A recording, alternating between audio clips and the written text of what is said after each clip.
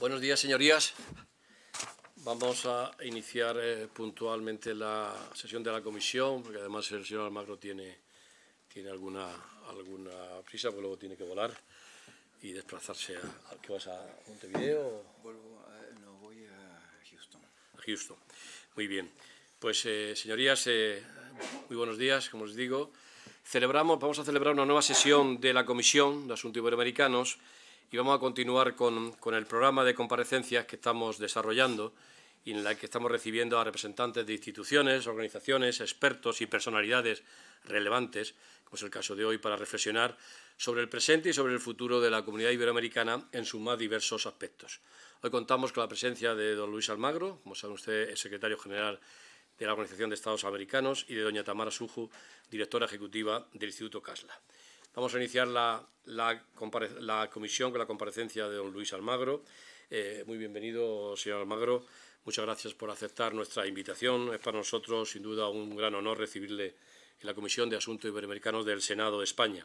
Comisión que, hasta donde llega nuestra información, es una comisión única y genuina, tanto en el parlamentarismo europeo, donde no existe ningún otro parlamento una comisión de este tipo, ni tampoco en la comunidad iberoamericana, insisto, hasta donde llega nuestra información, y eso es fruto, bueno, del interés, lógicamente, político, económico y social que tiene para España la comunidad iberoamericana. Como bien saben sus señorías, el señor Almagro ha sido secretario general de la OEA durante los últimos 10 años, entre 2015 y 2025.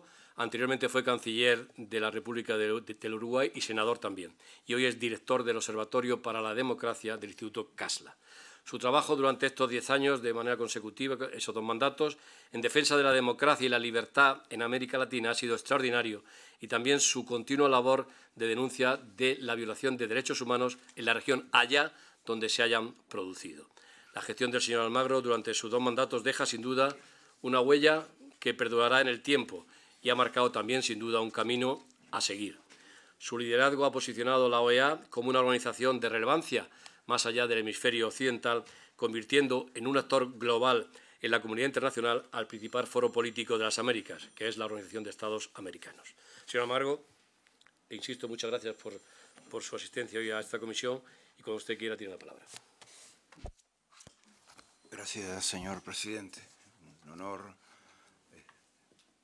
haber sido invitado y poder tener la oportunidad de participar en esta sesión en el día de hoy.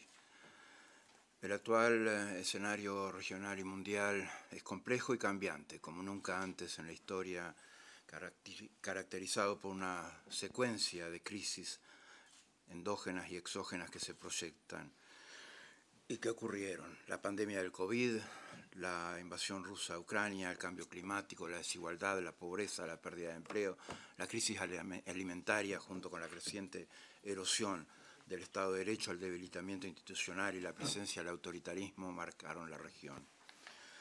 Específicamente, el autoritarismo en América Latina es un tema muy vigente en la agenda regional, que plantea enormes desafíos a la democracia, a los países, gobiernos y a todos los ciudadanos del hemisferio, incidiendo directamente en el desarrollo y estabilidad de nuestras democracias, la gobernabilidad de nuestros países, la prosperidad de las economías y sobre todo el bienestar y ejercicio de los derechos de los ciudadanos de la región. Se ha dicho que el poder tiende a corromper y el poder absoluto corrompe absolutamente. Lamentablemente nos ha tocado ser testigos de forma excepcional de cómo los regímenes autoritarios buscan amordazar a los pueblos, quebrarlos y mantenerlos en la miseria, pero asimismo muchas otras diversas formas de ataques a la democracia ocurren en la región. Obviamente el encarcelamiento de opositores rompe el tejido social, acrecienta y ensancha las diferencias, polariza y radicaliza las posiciones políticas, obstaculizando la existencia de acuerdos mínimos que mejoren la calidad de vida y el bienestar de los ciudadanos. La existencia de presos políticos es una afrenta intolerable para la democracia en nuestro continente. Ignorar o tolerar este tipo de prácticas es una infamia que no tiene espacio en este momento en nuestra historia. Lo mismo debemos decir de la existencia de prácticas sistemáticas de tortura. Lo mismo debemos decir de la existencia de ejecuciones extrajudiciales y asesinatos. Lo mismo debemos decir de la existencia de desaparición forzadas. Las dictaduras no son compatibles con valores y principios de la Carta Democrática Interamericana. Denunciar estas violaciones es un deber democrático al que no podemos abdicar. Es evidente ante la región y el mundo cuando se mantiene secuestrada la democracia, cuando no existe respeto por los derechos fundamentales y las libertades fundamentales. Si el acceso al poder y su ejercicio no se ajustan al derecho, si se oprime a los partidos y organizaciones políticas, cuando no hay separación e independencia de los poderes públicos, si existe una institucionalidad capturada y maniatada con la intencionalidad de perennizarse en el poder de forma arbitraria, todas variables que buscan consolidar estados dictatoriales, autoritarios. Una de las características principales y esenciales de un Estado de Derecho es la limitación y control del poder. La limitación del poder es justamente la división de poderes, división que funciona como pesos y contrapesos políticos y jurídicos en la gobernabilidad de un país.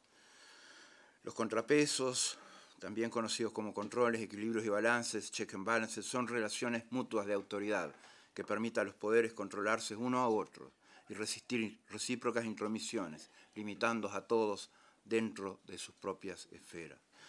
El autoritarismo es un cóctel peligroso que ha demolido sistemáticamente a las instituciones democráticas a través de discursos populistas, soberanistas, nacionalistas, cargados de retórica ideológica de sus gobernantes, quienes lejos de solucionar los problemas de sus naciones los han acrecentado y agudizado, lesionando gravemente la capacidad de las personas de acceder a una vida digna y en libertad en esos países.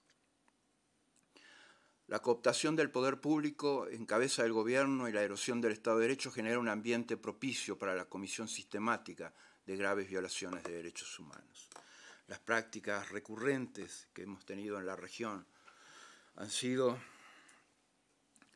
estado extraordinariamente vinculadas al crimen organizado. El crimen organizado, el narcotráfico específicamente, con el asesinato de candidatos, forzando a candidatos a renunciar a sus candidaturas, con el asesinato de personas ejerciendo cargos públicos, filtrando dinero ilegal en las campañas electorales. También otras prácticas sistemáticas han sido la cooptación de los poderes judiciales, el ataque a los poderes judiciales, la corrupción. Definitivamente la corrupción es uno de los grandes flagelos que enfrentan la democracia en la región. El ataque a los poderes electorales, la cooptación de poder electoral, los ataques a la libertad de expresión, el asesinato prácticamente de la denuncia. Tenemos que tener en cuenta que nuestra región hoy es la región con más asesinatos de periodistas en el mundo. Es la región con más asesinatos de activistas sociales y ambientales y de derechos humanos en el mundo. Ejercer la función de denuncia contra la corrupción o contra las dinámicas del crimen organizado, y sobre todo en la política, puede significar y significa un riesgo de vida en las personas que lo llevan adelante. La cooptación del poder público en la cabeza del gobierno, la erosión del Estado de Derecho genera un ambiente que es propicio, como dije, para la comisión sistemática de violaciones de derechos humanos. La expresión más extrema de esta carencia de libertades y el colapso democrático frente al autoritarismo en América Latina es la presencia de presos políticos con finalidad de ocultar y acallar las voces críticas, encarcelando a sus adversarios y opositores, pero también someterlos a procesos penales carentes de garantías procesales y en los que se imponen penas desproporcionadas e ilegítimas. Aparte de las tres dictaduras de nuestro continente, Venezuela, Nicaragua y Cuba, las principales violaciones de derechos humanos surgen del narcotráfico y del crimen organizado. Son las principales masacres en la región, los secuestros, asesinatos y, obviamente, todas dinámicas de violación y violación de libertades fundamentales. Refiriéndome a los regímenes autoritarios, no solo han afectado negativamente a los países. Tenemos que ver que cada una de las dictaduras que he mencionado ha generado sistemáticamente crisis humanitaria y crisis migratoria. Crisis humanitaria, el ejemplo último es Venezuela, con la crisis humanitaria más grande que ha sufrido la región, con 9 millones de personas en riesgo de hambre severa y una migración de 8 millones de personas. Frente a esto, Es necesario, frente a las dictaduras, frente a las tendencias autoritarias, es necesario desarrollar mecanismos de articulación y cooperación entre los países de las Américas, que se otorguen derechos y vida digna. El afianzamiento de la relación entre democracia y desarrollo, que es una constante en nuestra región. Las mejores democracias son las que tienen mejores condiciones de desarrollo, mejores condiciones de seguridad, mejores condiciones de acceso a derecho y equidad. El afianzamiento de esa relación es fundamental, pero para eso tienen que tener el mejor funcionamiento de las instituciones democráticas fundamentales y el Estado de Derecho, frente a la emergencia de discursos populistas y demagógicos que esconden pretensiones autoritarias y antidemocráticas. Como dijo el expresidente de República Checa y fundador del Foro 2000, dice, la primera pequeña mentira que se contó en nombre de la verdad, la primera pequeña injusticia que se cometió en nombre de la justicia, la primera minúscula inmoralidad en nombre de la moral, siempre significarán el seguro camino del fin. Si bien América Latina de manera mayoritaria es una región democrática, la resiliencia democrática regional debe orientarse no solo a la organización periódica de procesos electorales, sino al fortalecimiento del acceso y ejercicio de derechos y libertades fundamentales. Una práctica recurrente que hay en camino a la tendencia autoritaria son las asambleas nacionales constituyentes, en los cuales se busca acomodar la Constitución al interés político personal y no acomodar el interés político personal a la Constitución.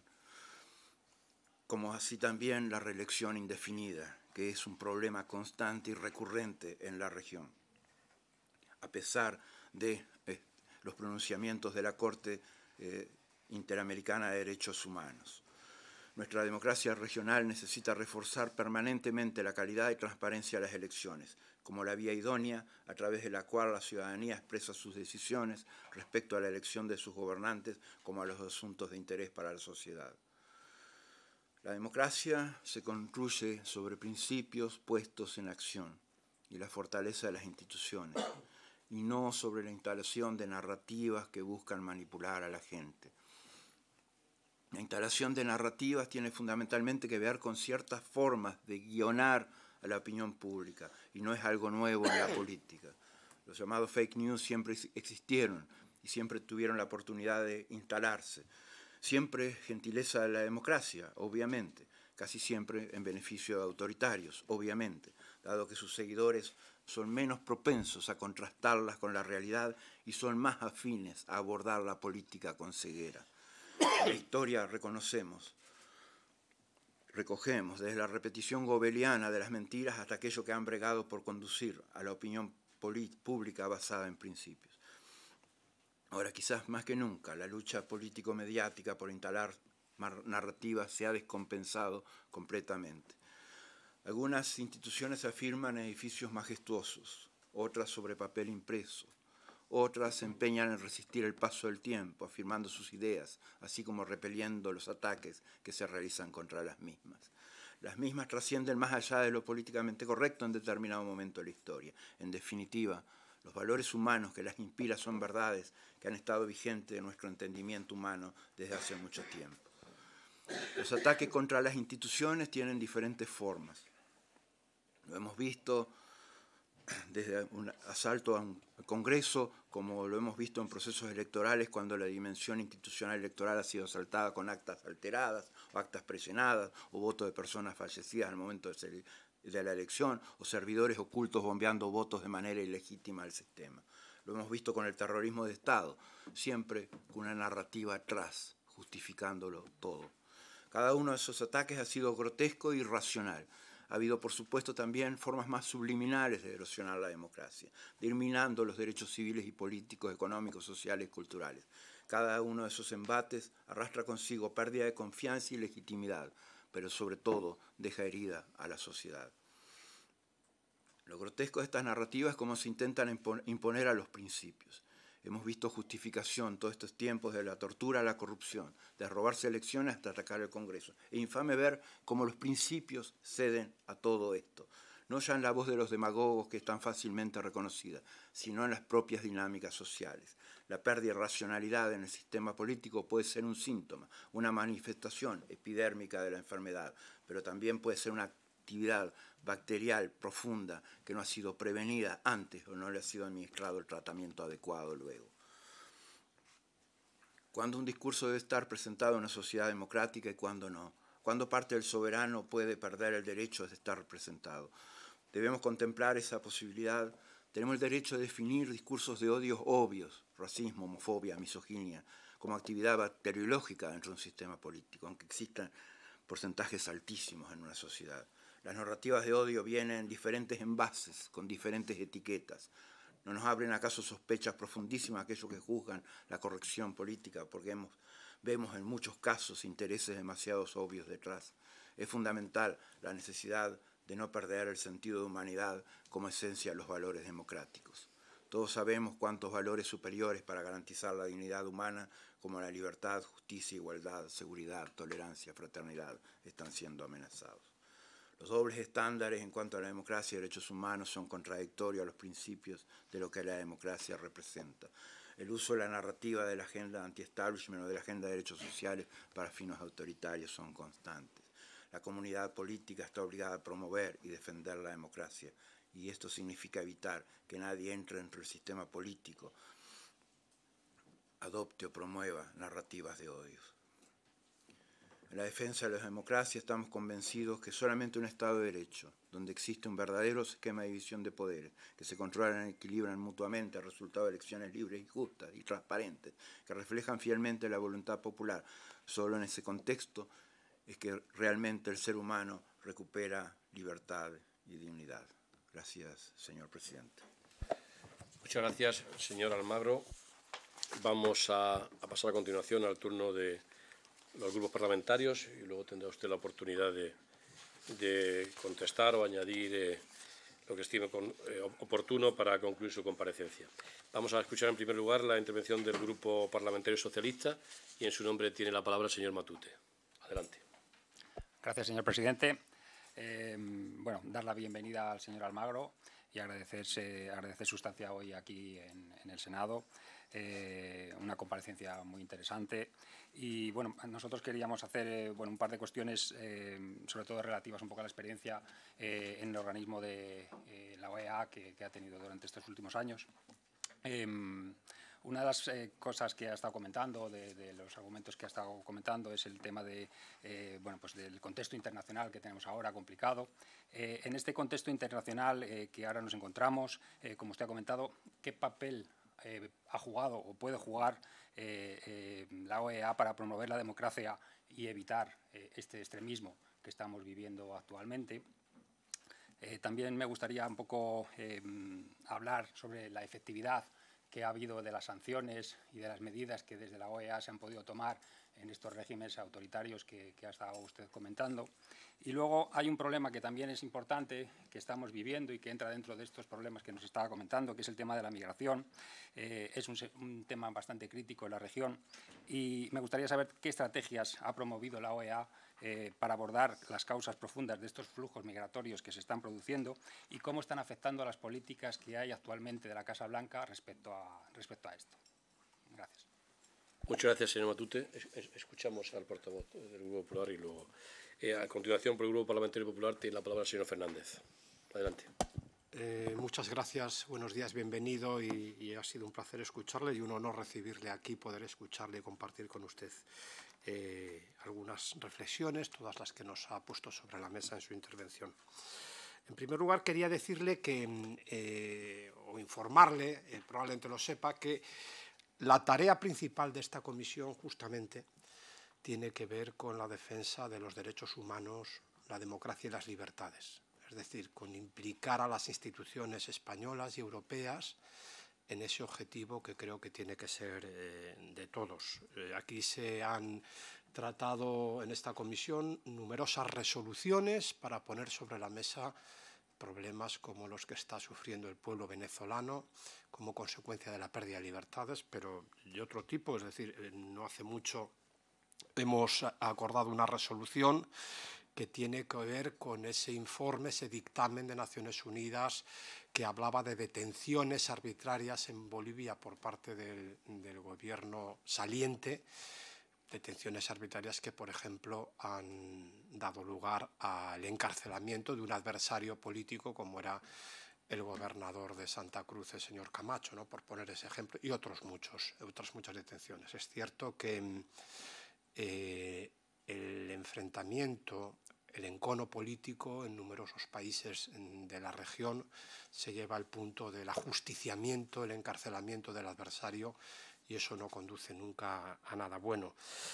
También hemos hablado de persecuciones religiosas en Nicaragua. Es decir, lo que quiero dejar claro es que, aunque se tratan todo tipo de asuntos en esta comisión, la tarea principal, la actividad principal tiene que ver con esto, que yo creo que tiene que ser el elemento definitorio, el santo y seña de las relaciones de España con las instituciones de los países iberoamericanos, la defensa de las libertades, de los derechos humanos, de la democracia, el progreso en definitiva.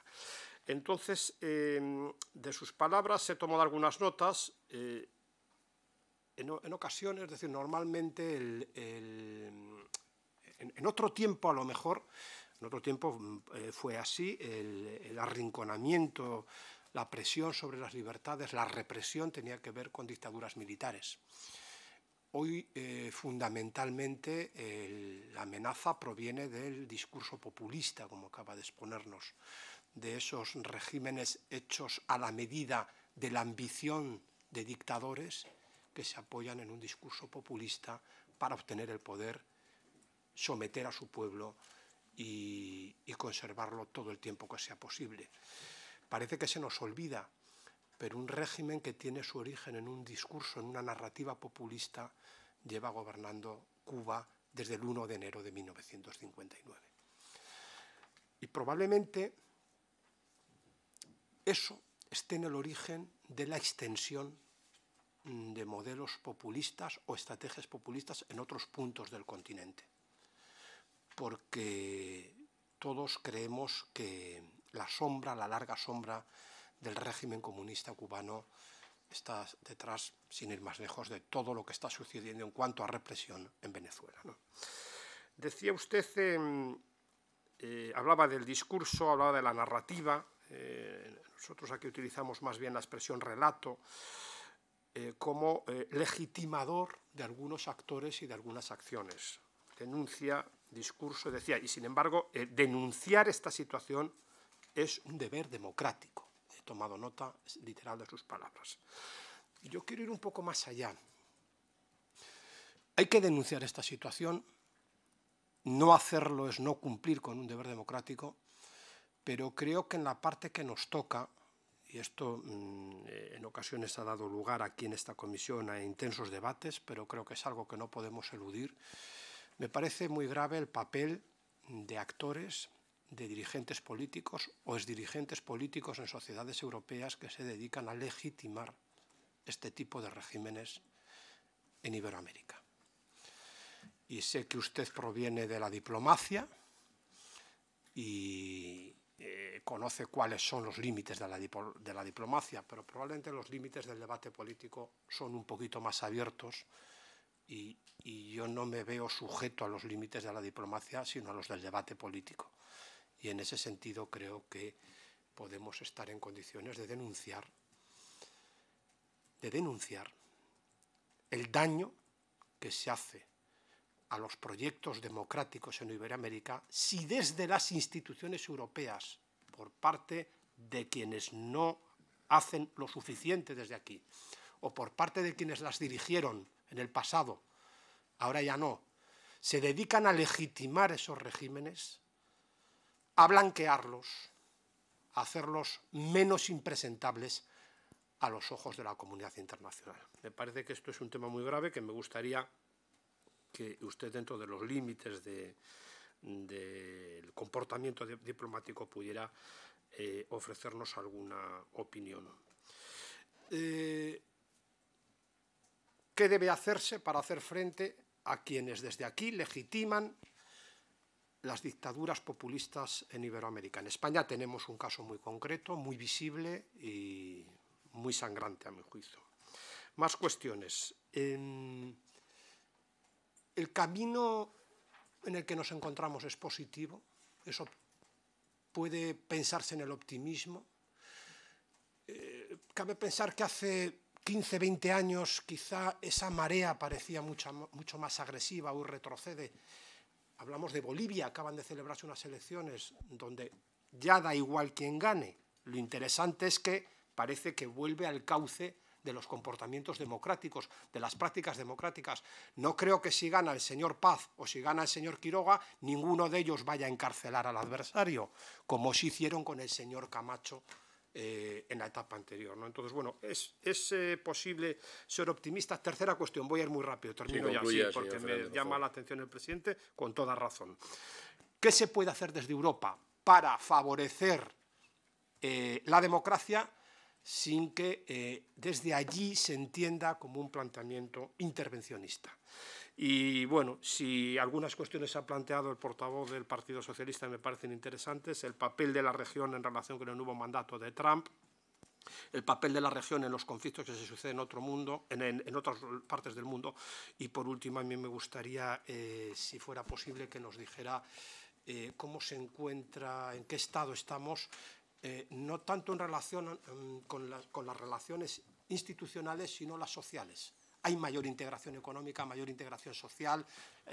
Aquí hemos tratado asuntos como la definición de un espacio iberoamericano de educación superior para favorecer la integración en doctorados, universidades, o asuntos como la seguridad vial, o asuntos como el régimen de pensiones y seguridad social, dado que hay muchos ciudadanos de unos países que trabajan en otros y luego regresan. Es decir, qué pasos deben darse en relación con esa mayor integración que, a mi juicio, es tan positiva en este tiempo nuevo, en este mundo global en el que nos encontramos en el siglo XXI. Muchísimas gracias.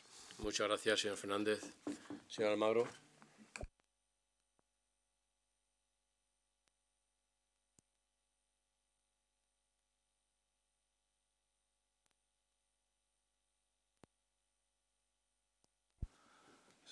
Sus preguntas y sus comentarios. El papel que tiene para jugar la OEA es apegarse a sus principios y asumir sus responsabilidades institucionales. Ese es el compromiso fundamental como organización. Tiene que estar la organización más allá de los vaivenes ideológicos que ocurren en la región. O sea, yo llegué a la Organización de los Estados Americanos con administración Obama, me tocó después administración Trump I, después administración Biden, después administración Trump II. La región estaba en la izquierda cuando yo llegué, después fue a la derecha, a la ultraderecha en algunos casos, después volvió a la izquierda, después ha vuelto en algunos casos a la derecha. Siempre nos pegamos a los principios y siempre nos pegamos a nuestras responsabilidades institucionales, a nuestras competencias institucionales. Y esas competencias institucionales son muy claras en cuanto a la defensa de la democracia y los derechos humanos. La Secretaría General tiene la responsabilidad de denunciar si hay una alteración del orden constitucional en un país. La Secretaría General tiene la obligación de promover denuncias respecto a crímenes de lesa humanidad que puedan haber en la región. La Secretaría General tiene responsabilidades en cuanto a seguridad y acceso a derechos y equidad, un flagelo en el continente que sigue siendo muy desigual y que tiene países ricos con pueblos pobres. Ese papel lo tiene que seguir jugando, ese papel que tiene que ver con los principios fundamentales. La diplomacia es timing y feeling, es como un sentido de la oportunidad, la política también lo es.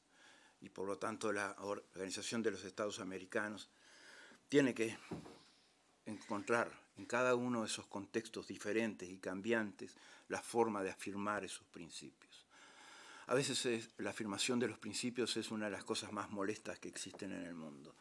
O sea, y lo puedo decir por experiencia propia. O sea, los peores ataques que he recibido han sido por denunciar crímenes de lesa humanidad en Venezuela, por denunciar la participación cubana en crímenes de lesa humanidad en Venezuela, por denunciar los crímenes de lesa humanidad y violaciones sistemáticas de derechos humanos en Nicaragua.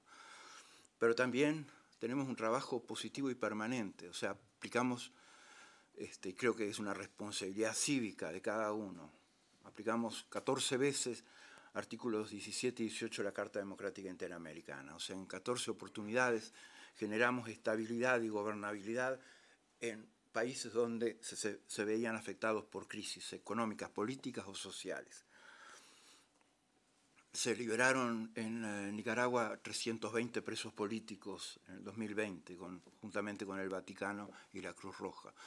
Aplicamos la Carta Democrática también en lo que refiere a la alteración del orden constitucional en Nicaragua y en Venezuela, a instancias de la Secretaría General. Aplicamos, obviamente, deslegitimamos la reelección ilegítima de Maduro en 2 ocasiones. Hicimos transiciones democráticas en situaciones complejas. Hicimos procesos electorales en los cuales hicimos la transición electoral de tal manera que el ganador resultara ser quien terminara asumiendo el poder. Eso, que sería de perogrullo, no siempre es así, no siempre ocurrió así. Y los casos de, por ejemplo, voy a poner 2, Guatemala y Guyana, en los cuales tuvimos un trabajo para asegurar la democracia y para asegurar esa transición democrática. O sea, y ese es el papel que tenemos que seguir jugando en la región. Y denunciando esos crímenes que señalaba, denunciando las violaciones sistemáticas de derechos humanos y cuidando la fragilidad de la democracia.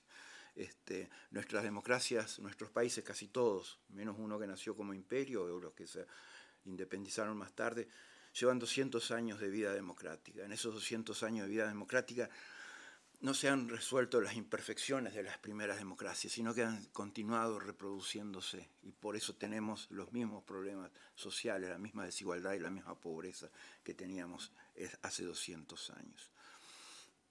La efectividad de los trabajos de la organización en este contexto, sí, o sea, creo que cuando la organización toma decisiones de declarar ilegítimas las elecciones, la reelección de Maduro, por ejemplo, está asentando una efectividad institucional importante. Cuando la organización inicia la investigación de crímenes de lesa humanidad en Venezuela, está sentando un patrón fundamental para la erradicación de crímenes de lesa humanidad en la región, que después fue tomado por 6 países para denunciar al régimen de Maduro, el informe realizado por la Organización de los Estados Americanos, y fue base para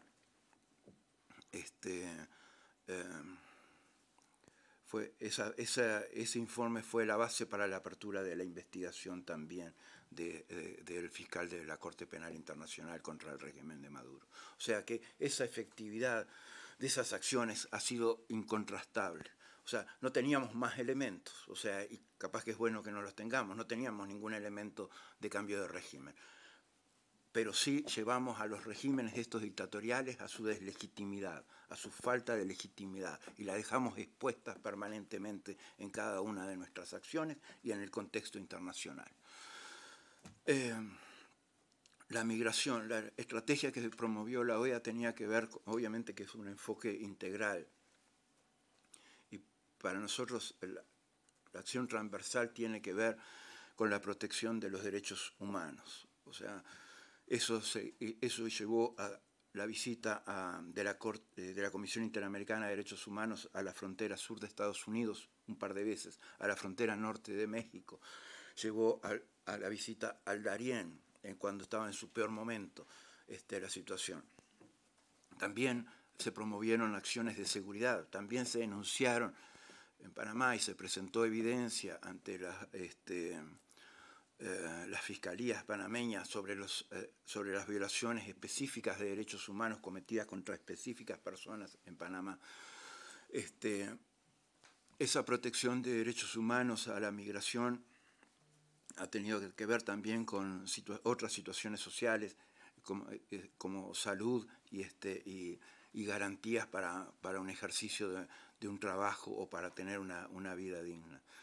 Esos han sido esencialmente los trabajos promovidos por la organización para el tema migratorio.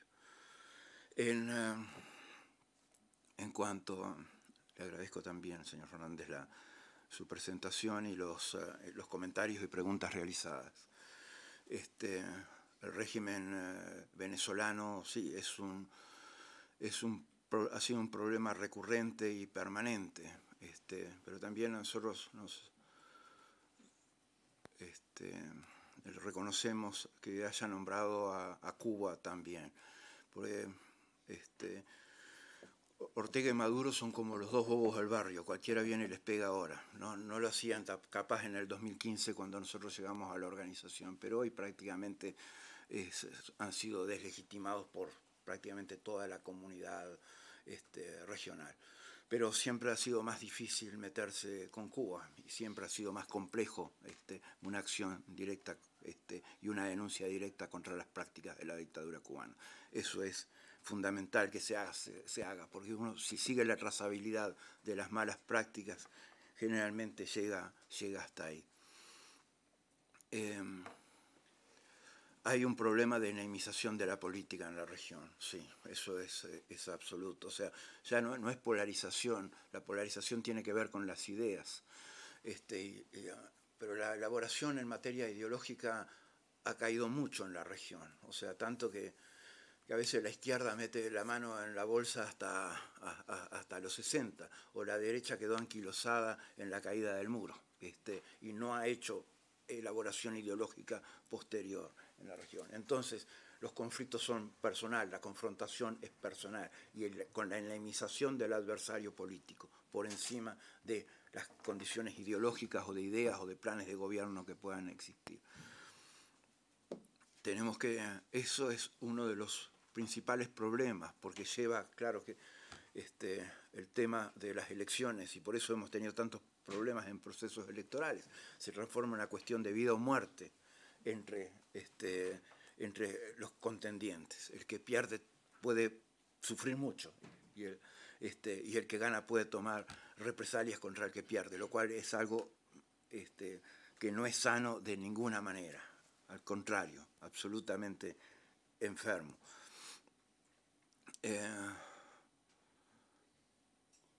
Estos regímenes tienen, Venezuela sobre todo es un régimen que tiene profundidad de bolsillo. Obviamente el crimen organizado, el narco, le da una profundidad de bolsillo. Los esquemas de corrupción, de manejo de los bienes, de los recursos nacionales, con total desparpajo. Por eso, o sea, en un país como Venezuela, que nada se mueve sin el control del régimen, que haya minería ilegal, es una demostración del compromiso del régimen con el crimen organizado, porque ellos podrían transformar esa minería ilegal en minería legal, por ejemplo, simplemente con uno de sus decretos. No lo hacen, porque ese dinero nunca entra en las arcas públicas, que ocurriría en cualquier esquema de minería legal, sino que ese dinero entra directamente a los bolsillos de estos dictadores.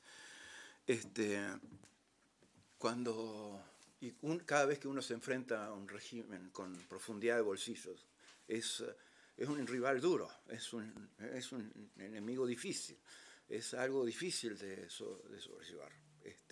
Y eso ocurre recurrentemente, o sea, hemos visto en muchas ocasiones que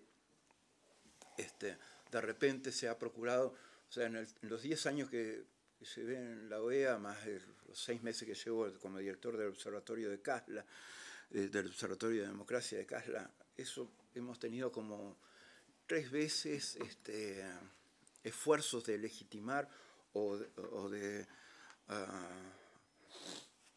chopiz con el régimen venezolano, apaciguamiento o legitimación o tratar de normalizar las relaciones permanentes. Hemos tenido 3 por lo menos serios intentos de esos.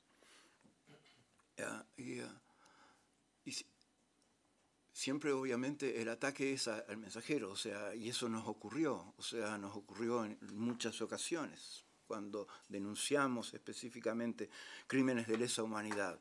Éramos radicales, o sea, ¿por qué uno es radical cuando denuncia crímenes de lesa humanidad, cuando uno denuncia tortura, cuando uno denuncia violencia sexual? ¿Por qué uno es radical? No tiene nada de radical, tiene que ver con un trabajo jurídico y simplemente de protección a las víctimas. Y eso vale para la derecha o para la izquierda, porque me tocó también en Uruguay cuando me enfrenté a los dictadores del Cono Sur contra la impunidad que tenían en ese momento a través de una ley de caducidad. También tuve los mismos problemas y después los tuve cuando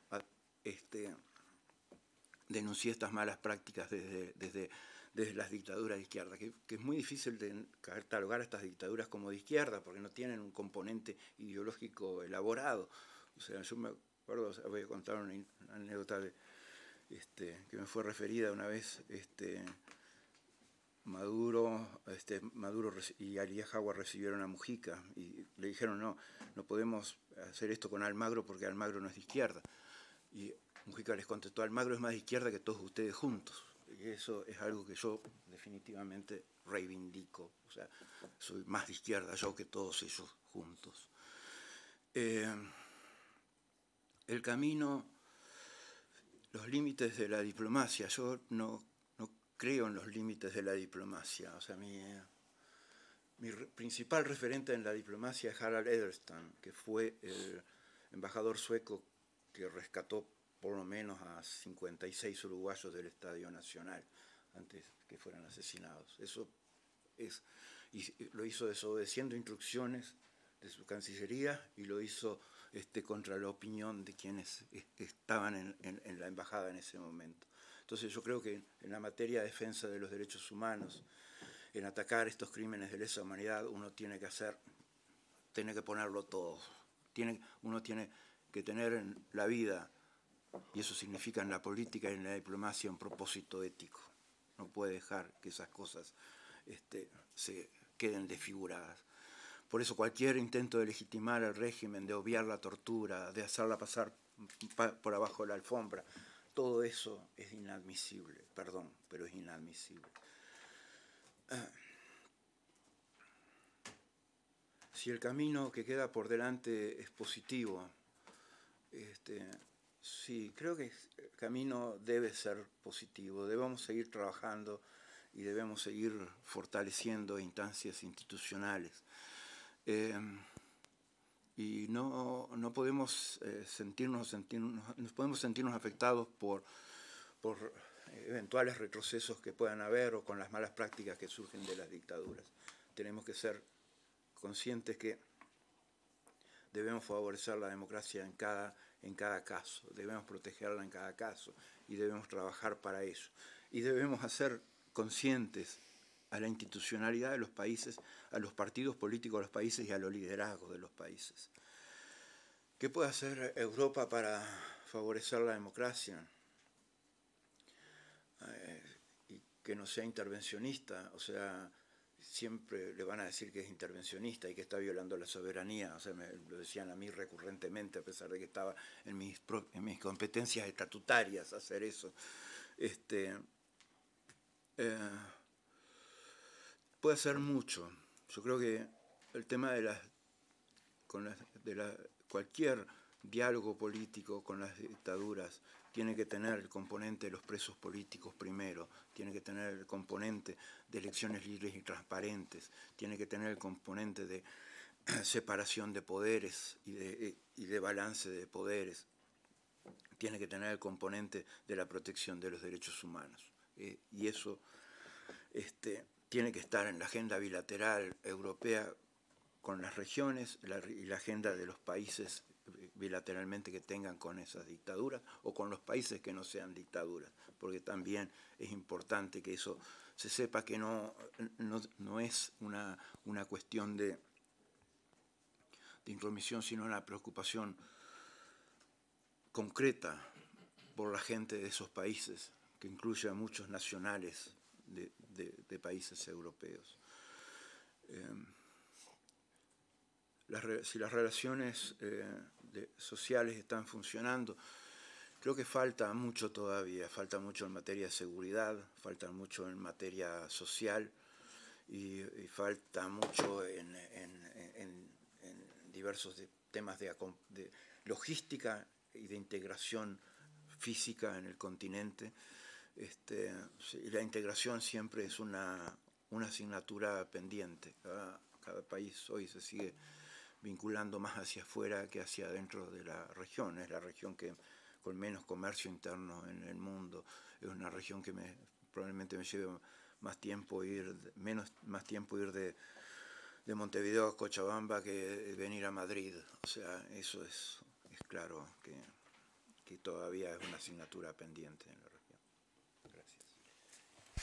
Pues muchas gracias, señor Almagro, muchas gracias por sus análisis, por sus reflexiones, que con seguridad van a enriquecer los trabajos de la Comisión, y también muchas gracias por esa extraordinaria labor que ha hecho usted durante los 10 años que ha estado al frente de la Universidad de Estados Americanos. Muchísimas gracias, y su casa aquí la tiene para cuando quiera volver. Muchas gracias.